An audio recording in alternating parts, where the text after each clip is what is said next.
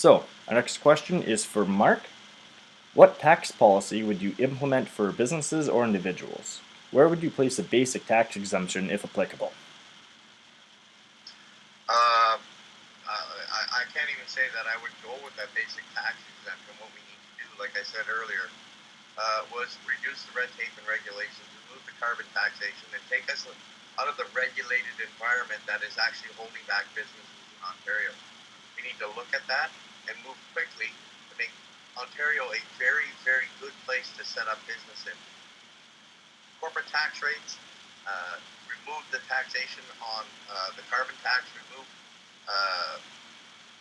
just the regulations that makes it almost impossible to open a business in Ontario and be profitable without the government coming and taking half of it or regulating you to the point where it's cheaper to open up a business in the U.S. or cheaper to open up a business overseas. That's what we need to get through to make Ontario one of the best places to invest and have a business in. We already have cheap energy right now. Get rid of the wind and solar, ramp up the nuclear, ramp up the gas turbines. Let's make Ontario build things again. The only way you're going to do that, reduce the regulations, get rid of the red tape that hinders businesses from actually growing and employing people. Okay, thank you. Keith, your thoughts? As a personal tax exemption, I would set that at $30,000. I think a 10% flat tax would be sufficient to fund whatever projects we decided to fund. And as a business, I would put it at 5% and no exemption. You pay your 5% as a business and do your share. But a flat tax is the way to go there. And I do agree, no carbon tax, cut the regulations, get all that stuff out of the way, and allow us to do some business. Okay, thank you. Any final thoughts on that, Mark? No, I'll stick with get rid of the red tape and regulations, remove any taxation in the form of carbon tax, and control the energy prices. Yeah, get the government out of that. Okay, moving on then. Keith, what current government agencies do you think should be privatized or not privatized, and why? How would you go about the process of privatizing these services? I think the big one that we always talk about as libertarians is our education system. Um, the one-size-fits-all public education system is a bloated bureaucracy that gets absolutely nothing done for our children. And I would love to do that through a voucher system. I think if you allow the teachers to set the curriculum and you allow the parents to choose which curriculum they wanted their children to go to through their voucher, it would totally what's the word I'm looking for? It would totally revolutionize education. That's what I was looking to say. Yeah, it's the big one for me. Education is so important, and our children need to have a better go at our education system. And I think the voucher system is the way to go. And by privatizing the front end of that and getting the government out of picking curriculum, you'd watch that flourish. Okay, thank you. Any other thoughts on that, Mark? Or, sorry, your thoughts on that, Mark? Question out again then? Okay, so the question was, what current government agencies do you think should be privatized or not privatized, and why? And how would you go about the process of privatization? Okay, like I said in my original response, I don't like the word privatization. I empower people with their own tax choices, for their own tax dollars, to make choices whether they want to stay with the current system, OHIP, public education system, and let them make choices. But those are my two big puppies. Like Keith, we don't like the education and the healthcare system, and people deserve choice. So privatization is not a word that I would say. Giving people power and choice with their own tax dollars is the way that I would sell that. Second to that is conservation authorities and the whole idea behind land privileges that we have that we no longer have anymore.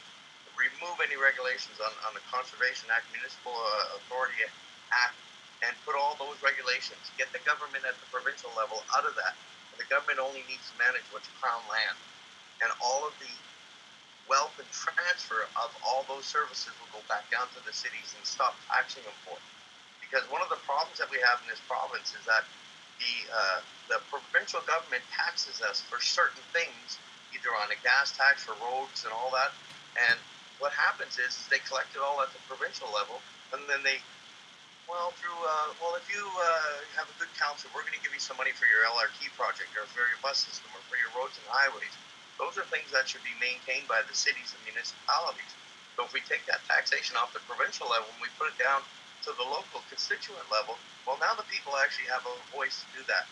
We need to work on regulations of deregulating the provincial government's authorities and put it back down into the municipal and city authorities, and remove that taxation from the provinces and let the cities put it on the people, and then they would become accountable at the municipal council, at the city council, to the actual taxpayer.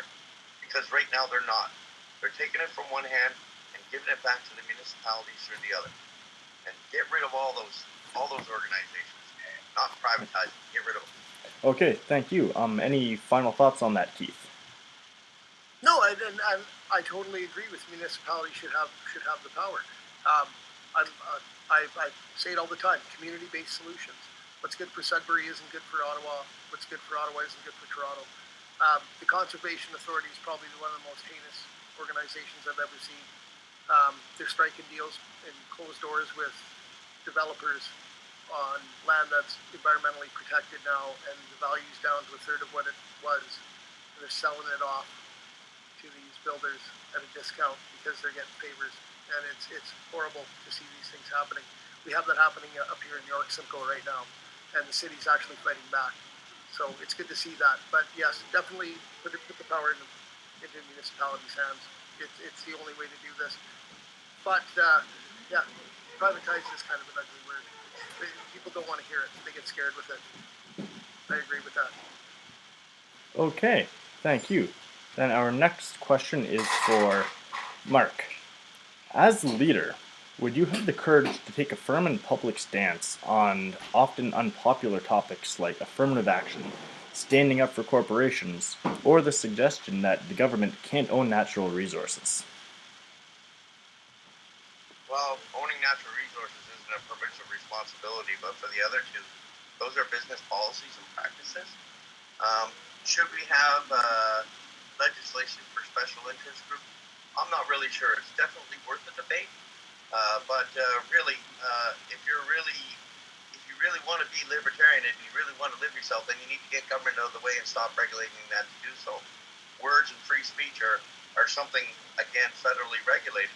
But we have too many special interest groups. We have too many, I don't know how to put it, special interest groups would be the only way that I can say it, that get the government's ear. And the only reason why government listens to special interest groups is because they're voting blocks. So it's a tough call. I'm not going to interfere in a business's private affairs. I would not want to interfere in a business's private affairs, providing they're not damaging the environment. Then the weight of the government should go after them. Provided they're not harming their employees, then the weight of the government or the right to be able to sue, that should go after them. People should have that right to do so. Special interest groups and others, I'm not sure how to take that or where to run with it, but definitely I don't think the government should be involved in it. I think that there should be some protections on a basic level, but not at the regulatory and red tape level that it is right now. It makes everybody paralyzed and afraid, unless you're brave and strong and speak out and have your own opinion. If I said I was proud, I want to have a white pride day, well, I'd be vilified in the press, because that's just not it. But it's okay for anybody else of any other group to say that. But if you're going to try to do free speech, for instance, just some of the movements that are out there trying to exercise free speech, Jordan Peterson, Lindsay Shepherd, free speech is very, very important. But if you try to say free speech, people attack you for it. And the only way that they can attack you for it is if the government supports it. And I don't believe the government should be supporting on a level like that. All right, thank you, Mark. Keith, your thoughts? Read me that question again, please, Brad. Absolutely. It's as leader, would you have the courage to take a firm and public stance on issues like affirmative action, standing up for corporations, or the suggestion that the government can't own natural resources? That's what the leader does. The leader has to stand up. He has to have enough moxie to be able to stand up for those tough issues that are libertarian. I'm not saying all three of those issues are in our platform or something we espouse, I don't believe that the government should own natural resources. But again, the conversation is, do I have the courage to stand up? That I do, and I have no fear to tackle all of the tough questions. All right. Thank you very much. Any final thoughts on that, Mark? No, I'm good with that. Okay. This is going to be our final question before you guys' closing summaries. Let's start with Keith. What is your opinion on democratic reform? How could our electoral system be changed in such a way that more Canadians' opinions are represented in Parliament? Well, I believe if the government got out of funding the big parties, the message wouldn't be so watered down into these pigeonholes. When the government pays political parties for votes, what happens is they take that money and they use it against the message, and that goes back around in circles. So get that out of there. That's the first and most important thing for electoral reform. If everybody had a fair shake and a fair voice without government interference, their message would be out. As for democratic reform, I haven't seen one yet that works better than first past the post. I'm open to it, but everything else I've seen is just growing the bureaucracy, and I don't believe in growing the bureaucracy. We don't need 500 seats in Ontario to represent us because we have all of these extra seats that we're handing out for these other options. So I'm open to it, but I don't see anything other than first past the post working. And I think people would have that voice if we got government out of the game of funding parties. All right, thank you. Mark, your thoughts? Well, I'll start with Fair Vote Canada. That's a very, very good organization that would actually have some kind of a model of democratic reform. They offer several types of interviews into it. As for first past the post, I believe that, but it really is not the issue of the type of voting that we are allowed to do. It's the empathy of the voter today. If we can't sell them a message, half the people turn off. And that's what we need to do, is to be able to sell a message. When less than 47% of the province showed up to vote last election out of 7.5 million voters, that's the problem. Voter empathy. And in order to get voter empathy back on track, we need to have the ability to have a great platform, one that empowers the people, one that takes away power from the government so that they can't lobby each other and be the blue and red team in power all the time. Well, they can only do that if they control the power. Libertarian principles under the Ontario Libertarian Party and using the 2018 platform is where I want to throw that message to say that you, the people, can have more power than the government. Because if we give the power to the people in the sense of more fair share of their tax dollar and where they're going to spend it, what's going to happen is the politician, anybody else will become less important. It'll become about people's choice. That's how you engage people. I'm not sure if we can achieve that, but I will try to achieve it. I'm not going to sit here and say false promises, but I'm telling you this. That's where we need to do. We need to engage the electorate. We need to grow this party. And it's quite simply, you're not going to get democratic reform because the current power brokers are not going to give it to you. But what we need to do is get voter empathy back on track where they actually have something to believe in, because nobody believes in politics anymore. Okay. Okay, thank you very much. Keith, do you have a summary for this question? I'm good. Thank you. Okay, so that is all the question we have for tonight. Since that last question was for Keith, I'll now give Mark a few minutes to give some closing statements, closing thoughts. I'll be looking for the card because I got a lot to say. Evening, my name is Mark Snow, and as you are aware, I am running for the leader of the Ontario Libertarian Party. I believe in the 2018 platform. I believe that the 2018 platform is something that is can be exceptionally well sold in granting people power over the government, both in their tax dollars, both more property rights, both in their education ability to set up systems for their children, in our healthcare system that will deliver your tax dollars to you to make choices of your own, and property rights on a wealth of 2018 platforms that are very, very good, that could use better delineated and careful explanations so that people will see that and not wonder what that means. It needs to be hard and fixed to the best point where it can't be just pigeonholed in it.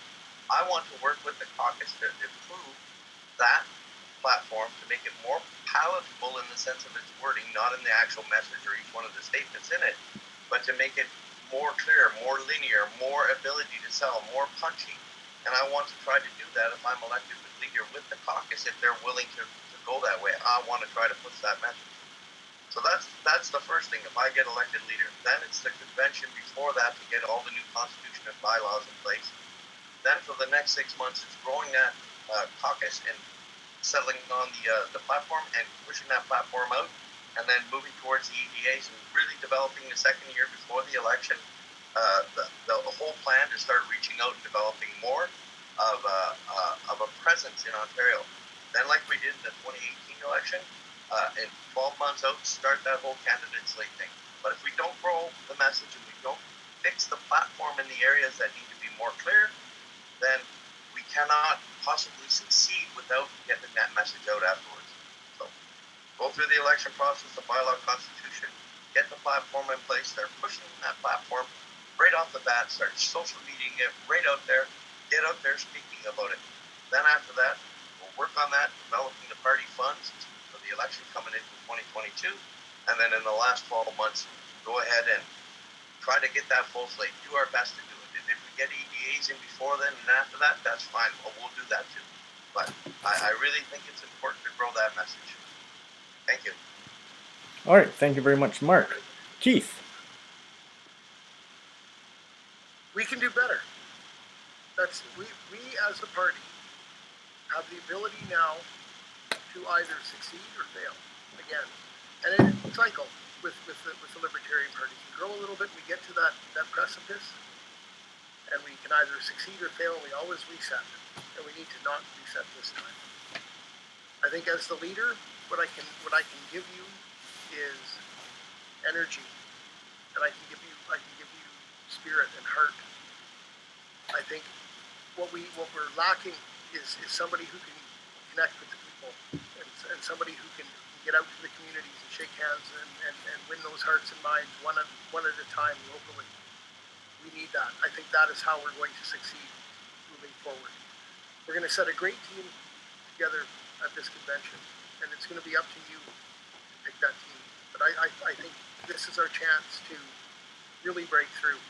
If we can put together another full slate, if we can get those EDAs in place, get those candidates early, get a solid platform, and I don't believe 2018 platform is where we can go. There's good parts in it, but we need to improve on that. Because doing the same thing over and over again and expecting different results is insanity. We had 117 candidates run, or 116 candidates, and we got less the vote.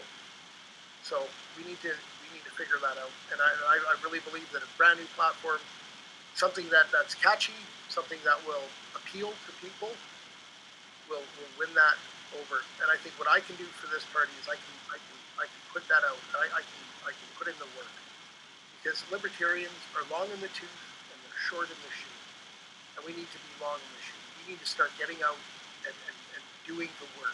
Talking the talk is fine, and we can all talk the talk. It's who can walk the walk. Who's going to put in that time? Who's going to go out there and do that? And that's my promise to this party, is that I will never rest. I will be tireless in our battle for liberty, and that's what I offer you. Okay, thank you both very much. And I would like to thank everyone who tuned in to this historic first OLP leadership debate. If you're interested in learning more about what we believe or in joining the party, you can check us out at libertarian.on.ca or send us an email for more information at info@libertarian.on.ca. Thank you once again for tuning in. Thank you, Brad. Thanks, Brad.